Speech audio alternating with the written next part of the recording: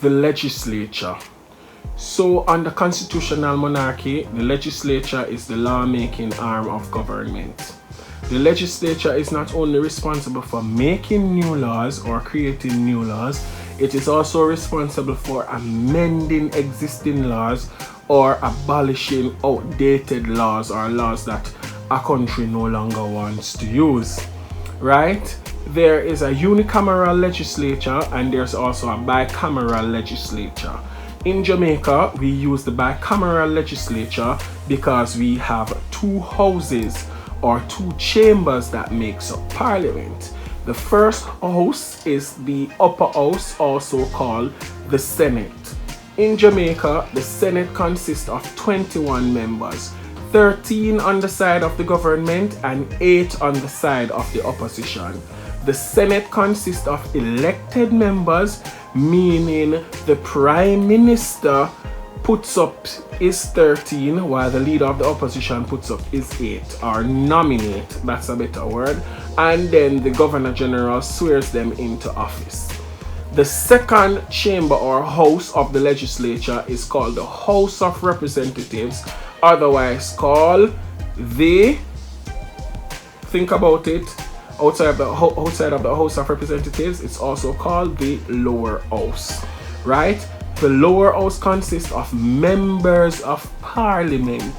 These members of parliament are elected by constituents, also known as voters. So each member of parliament represents a constituency, which is the area where a block of voters live, right? Both the upper and the lower house sits in parliament and they are responsible for making new laws, amending existing laws, or abolishing outdated laws. And that's how we explain the legislature under constitutional monarchy. So for this video, we'll be looking at the executive. The executive, also known as the cabinet, is responsible for carrying out the day-to-day activities of the government. Mainly, the executive is responsible for setting policy. What is a policy, you may ask? A policy is a plan of action that the government hopes to achieve. For example, building schools, right? Fixing roads, building highways, right? Something like reducing tax or increasing taxation on certain items or removing GCT from certain items. Those are examples of policy, right? The cabinet consists of only government members that comes out of parliament, right? So persons from the cabinet can be in either the upper or lower house. If you want to look at what the legislature is made up of, you can look at my previous video, right? So the executive comes out of the legislature, but as I said earlier, only government members can be in the executive. The prime minister, I was going to say he, but a prime minister can be a he or a she. So the prime minister can take as many persons as he or she wants out of the lower house, but the Jamaican constitution limits the number of senators or persons from the upper house to 4. So the prime minister can take up to 4 members out of the Senate, right? And we have several examples of senators being ministers. So the prime minister is the chief executive officer. Then he is supported by ministers with portfolio. A portfolio is an area of responsibility. For example, health, education, local government, national security, sports, information, gender affairs, justice, and so on and so forth, right?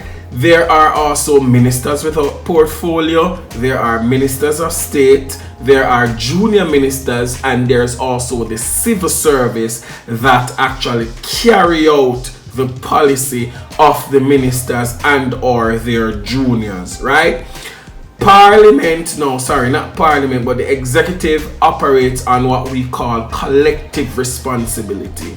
So when the members of the cabinet meet, whatever decision is taken in private, in public, all members of the cabinet must support and defend that policy, whether they agree or disagree. Even if they disagree in private, they must always support the policy in public, and that is called collective responsibility.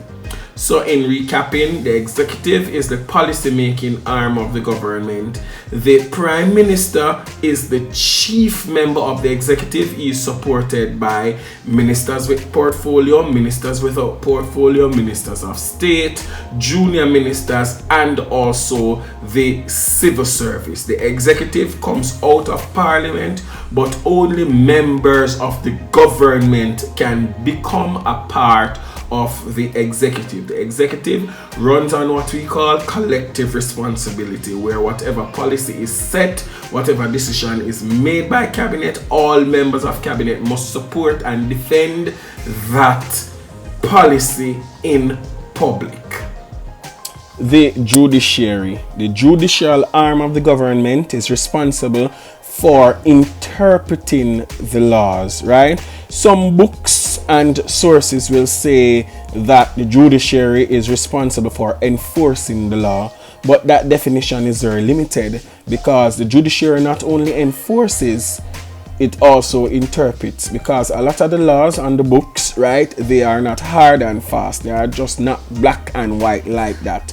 There are many facets to them. So the judiciary, the better definition for the judiciary is that it interprets the law, right? So the judiciary is made up of a system of courts and other persons who function as a part of the courts or to help the courts to carry out their jobs, right? With the system of courts, there are categories.